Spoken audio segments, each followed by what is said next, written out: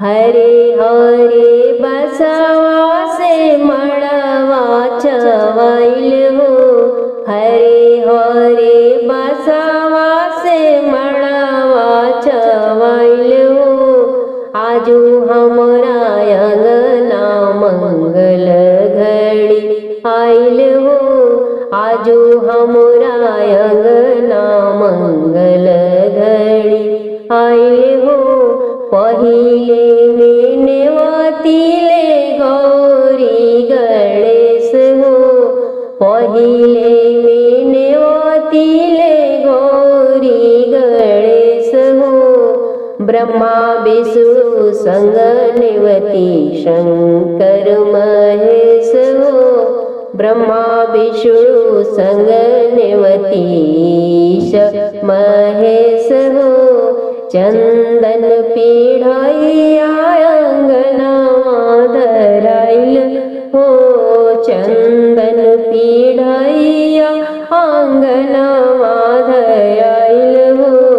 आजू हमरा अंगना मंगल घड़ी आइल हो। आजू हमरा अंगना मंगल घड़ी आइल हो। दूसरे में नेवतिले पितर पितराइन हो। दूसरे में नेवतिले पुरुखा पूरनिया हो। वैकुंठ में नेवतिले लक्ष्मी नारायण हो। वैकुंठ में नेवतिले लक्ष्मी नारायण हो। धोवे लगी चरनिया कलसा गंगा जल भराइल हो। धोवे लगी चरनिया कलसा गंगा जल भराइल हो। आजू हमरा अंगना मंगल घड़ी आइल हो।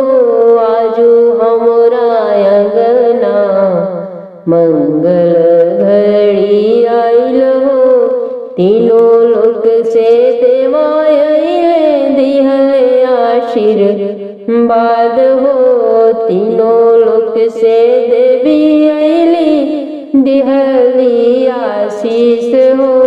दुल्हनिया के से नुरवा बाढ़े दुल्हा जी लाख बरिस हो।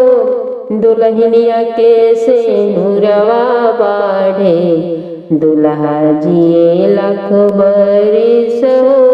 हरे हरे बसवा से मड़वा छवाइल हो। हरे हरे बसवा से मड़वा छवाइल हो। आजू हमरा अंगना मंगल घड़ी